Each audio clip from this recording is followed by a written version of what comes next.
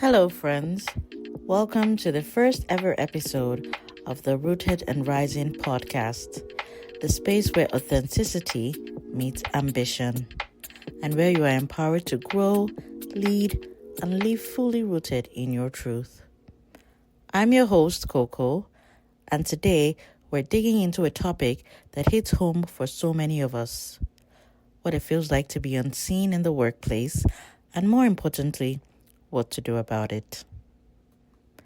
If you've ever felt like you're doing all the right things, working hard, being a team player, hitting your goals, and still being passed over or overlooked, know this: you are not imagining it, and you are not alone. Today's episode is about reclaiming your power in professional spaces that weren't built with you in mind. We're going to unpack 5 key strategies that will help you stand tall, be heard, and move forward with clarity and purpose.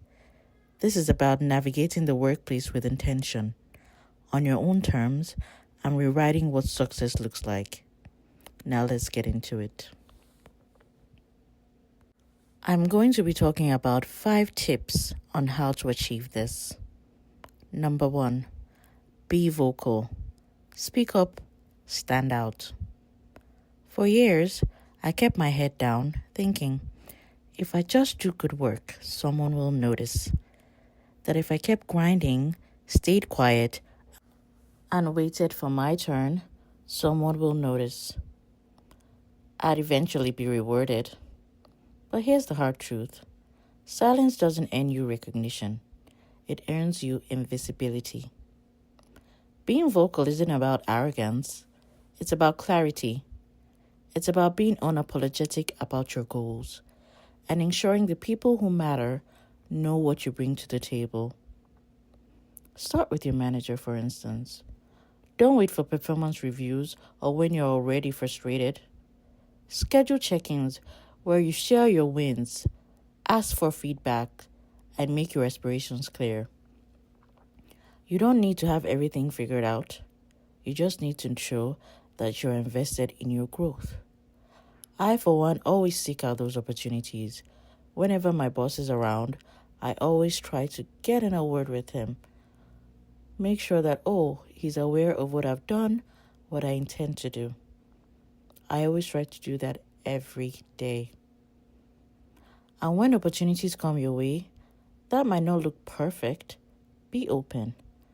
Sometimes that stretch assignment, that messy project, or that cross-functional team is exactly what you need to elevate your visibility and skill set.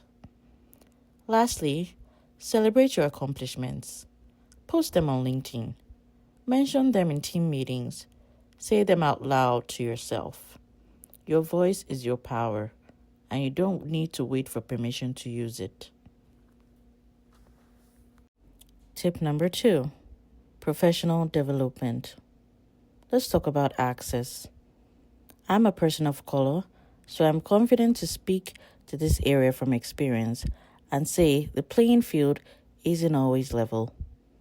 We often have to show more, prove more, and push more just to get the same recognition in the workplace. That's why professional development isn't optional, it's essential. But I want to challenge you to think of professional development differently. It's not about collecting a bunch of certificates to check a box. It's about building tools that reinforce your value, build your confidence, and position you for long-term growth. Ask yourself, what are the gaps between where I am and where I want to be?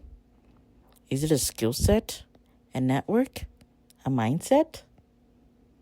Then seek out what fills that gap.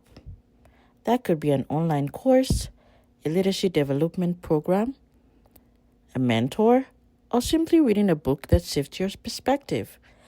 That personally is something that I'm looking forward to doing. I really want to get into more and more books that shift my mindset.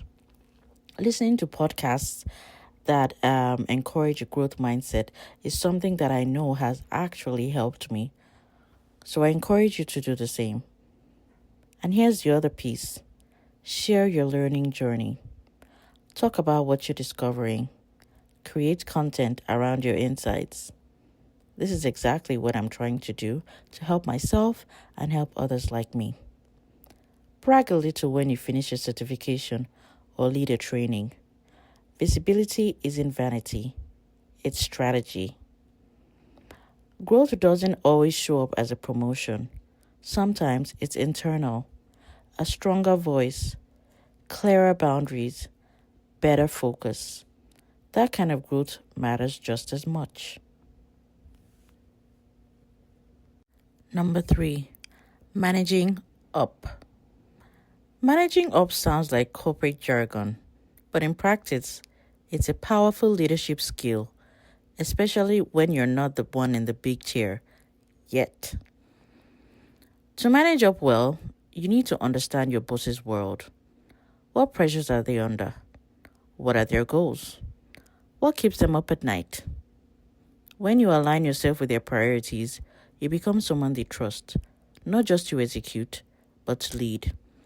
Remember when we were talking about tip number 1, and I said that I always talk to my boss every day?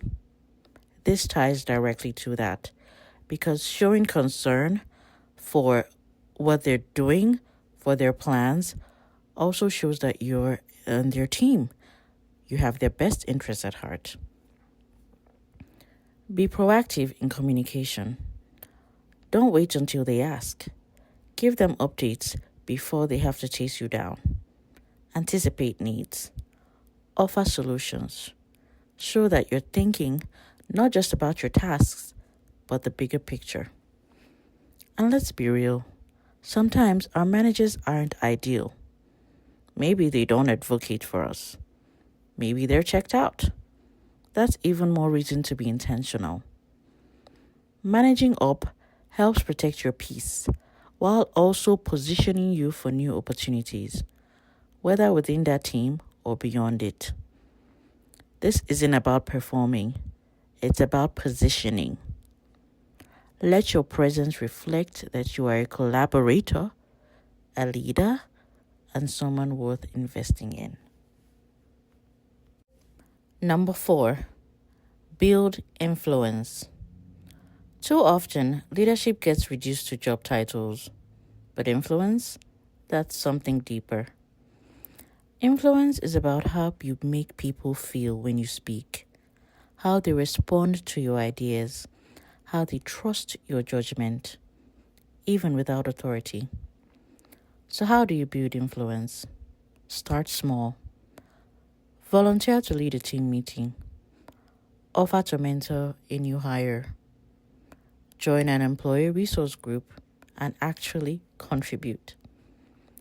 Get involved in company culture because that's where people start to take notice of you, who you are, and what you stand for. One of the most overlooked ways to build influence is through consistency. Show up the same way every day. Be reliable. Be thoughtful. Be present.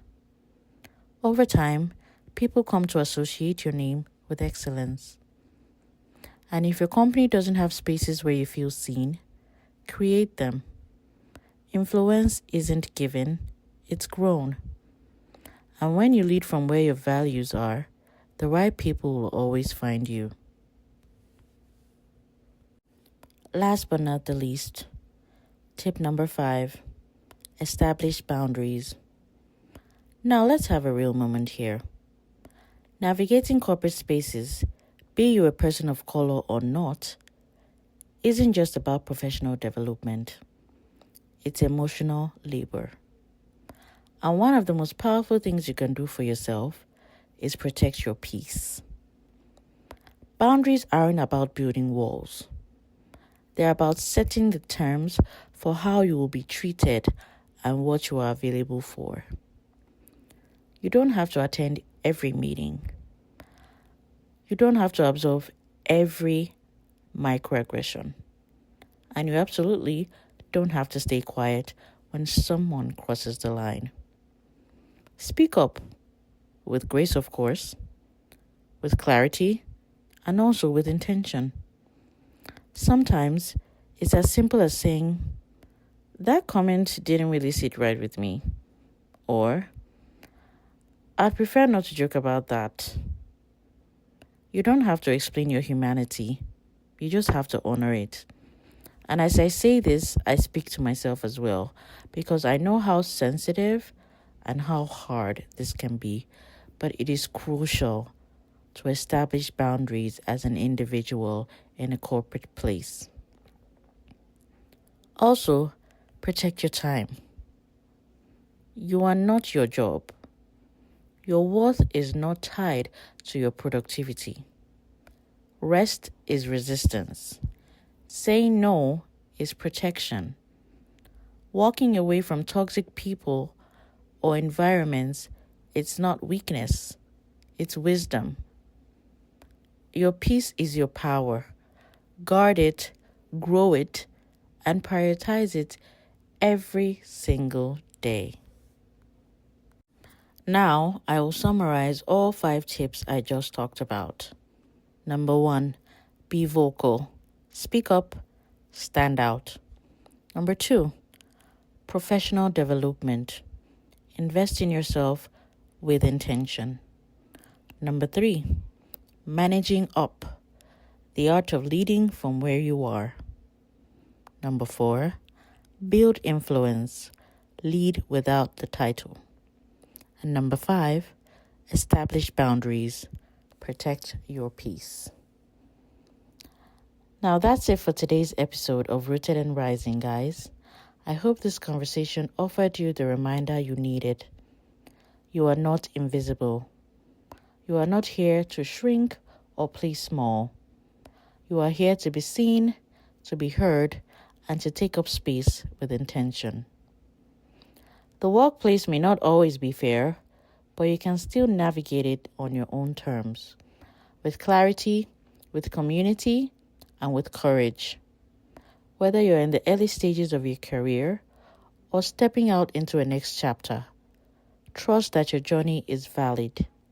Your voice matters, and your story is still unfolding in powerful ways.